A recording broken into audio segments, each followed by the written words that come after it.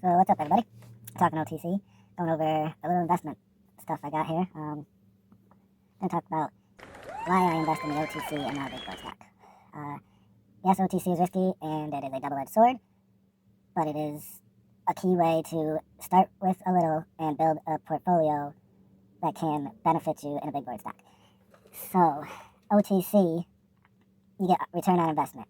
Now it might last a week and you might lose all that return on investment.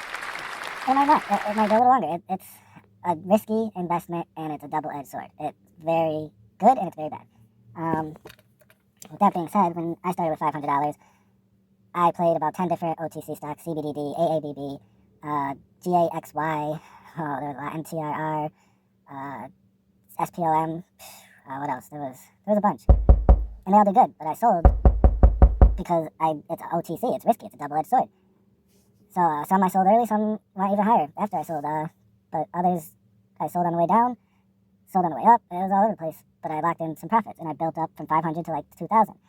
I bought into INQD, I bought into Opti, and those profits turned into high. Those were higher. They jumped. Opti ran from 4 cents to 40 cents, and I took 2,000 out of that, and I put it into INQD, and then I had about 400,000 shares in INQD, and that ran, and I didn't sell. I held it. So I was up to 15,000, which was nice. It went to 4 cents, and I think I had 400,000 shares in it. So that was very nice. 16,000 maybe was my max. That's how I built an OTC portfolio, and I'm not done. I want to reach 50 to 100,000, and then I can start playing big board stocks and getting some dividends, which are beneficial. So it makes it worth it. But I don't want to go anywhere less than 15,000 in big board stocks. So I need to build my portfolio up much higher than it is now. So I'm still in the OTC, and I'll continue to be in the OTC for a long time because I like that ROI idea. So even if I'm doing big board stocks, I'm always going to do OTC. That being said, the big board stocks, dividends are important in big board stocks, and knowing the company is very important too. Their typical high profit times and low profit times. See if there's patterns, recognitions, all that stuff. But the same investing mind has to come into play. Well, is this a good idea moving forward? Does this company have potential? Potential is a big thing. Do they have, like, candy? Oh, people are always going to buy candy. So, yes, candy kind of has potential still. A lot of big markets are in control of the candy market, so you got to pay up, but Hershey's is always going to be good. People are always going to buy Hershey bars. It's crazy, but you have a mindset like that. Like, mine is tech. I like tech. AI, I think, is the future, so I'm looking for AI big board stocks. I'm looking for, what else? Crypto, blockchain, stuff like that. I like that kind of big board stocks. The one that comes to mind is HIVE. HIVE is a good one. The CEO there is pretty good. He also has Grow. Grow is a dividend stock. They have Jets. It's an airline equity within there, or ETF within their Grow stock, so I like that. They've come a long way. They're doing big things. I liked them 4 or 5 years ago when they were just beginning, really. They were like 3 years in. And I liked them then, and I didn't buy back then, so I bought in 2020, and I sold some. Now I'm going to wait to buy them back because it wasn't beneficial to me what I owned. It didn't do enough for me to build a portfolio. So I do want to buy them back. I just have to reach that.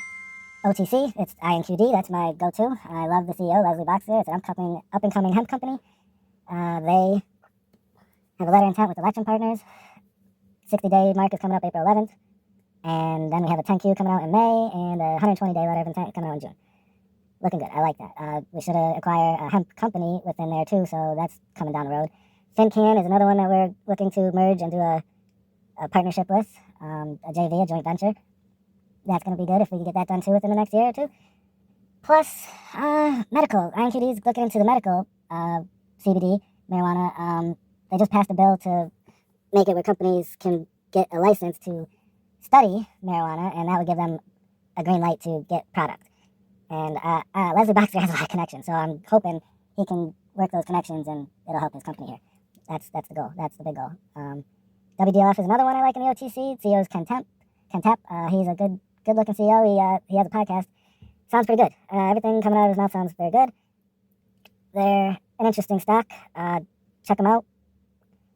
I do like the ROI potential on that as well moving forward. And there are other plays in the OTC that are good.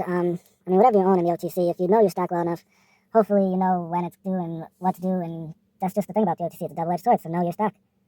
But I think it's the best way to build a portfolio is in the OTC. So, it's just my thoughts. Thank you, and good luck, and have fun.